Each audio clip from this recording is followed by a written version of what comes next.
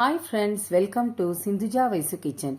இன்னைக்கு நம்ம பார்க்க போகிறது சிம்பிளாக டேஸ்ட்டாக கேரட் பொரியல் தாங்க பார்க்க போகிறோம். இது பிக்னஸ் கூட ஈஸியாக பண்ணலாங்க.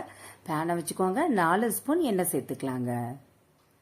எண்ணெய் சேர்த்த பிறகு 1/2 ஸ்பூன் சீரகம், 1/2 ஸ்பூன் உளுந்து சேர்த்துக்கோங்க. இப்போ ஒரு தடவை கலந்து கொடுங்க. இப்போ இது கூடவே ஒரு பெரிய வெங்காயத்தை பொடியாக நறுக்கி வச்சிருக்கேங்க, அதுவும் சேர்த்துக்கலாங்க.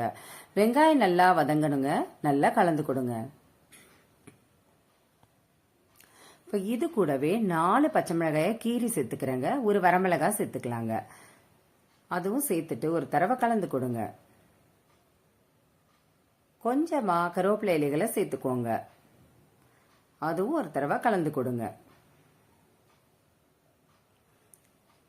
1/2 ஸ்பூன் உப்பு சேர்த்துக்கலாங்க, அதுவும் ஒரு தடவை கலந்து கொடுங்க. இப்போ நான் 1/4 கிலோ கேரட்டை வாங்கி நல்லா வாஷ் பண்ண பிறகு மேல் தோலெல்லாம் சீவிட்டு இதை போல் நான் துருவி வச்சுருக்கேங்க.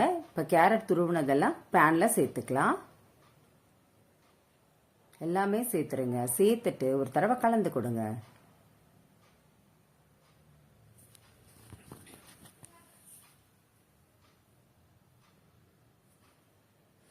இதை போல் நல்லா மிக்ஸ் ஆகிற மாதிரி கலந்து கொடுங்க. தண்ணி எதுவும் சேர்க்க வேணாங்க, கேரட்டில் உள்ள தண்ணியே போதும், அது நல்லா வெந்துருங்க. பாருங்க, இப்போ ஒரு 10 நிமிஷம் மூடி போட்டு வச்சிடலாங்க. 10 நிமிஷம் கழிச்சு எடுத்து பார்த்தா கேரட் பொரியல் ரெடி ஆயிடுச்சுங்க. நல்லா வெந்திருக்கு பாருங்களேன். நான் தண்ணி எதுவுமே விடலைங்க, சூப்பராக வெந்து வந்துருச்சு. இப்போ இந்த நேரத்தில் 1/2 ஸ்பூன் உப்பு சேர்த்துக்கலாம். நான் டேஸ்ட் பண்ணி பார்த்தேன், உப்பு பத்தலைங்க. நீங்களும் டேஸ்ட் பண்ணி பார்த்துட்டு உப்பு சேர்த்துக்கோங்க. இப்போ 1/2 மூடி தேங்காவை துருவி வச்சுருக்கேங்க, அதை அப்படியே இதில் தூவி விடுங்க. ஒரு தடவை கலந்துக்கோங்க. அவ்வளோதாங்க, அவ்வளோ சூப்பராக கேரட் பொரியல் ரெடி ஆயிடுச்சுங்க. ஒரு கைப்பிடி கொத்தமல்லி இலைகளை அப்படி தூவி விடுங்க. இது ரசம் சாதம், சாம்பார் சாதத்தோடலாம் வச்சு சாப்பிட்டா சான்ஸே இல்லைங்க, அவ்வளோ சூப்பராக இருக்குங்க.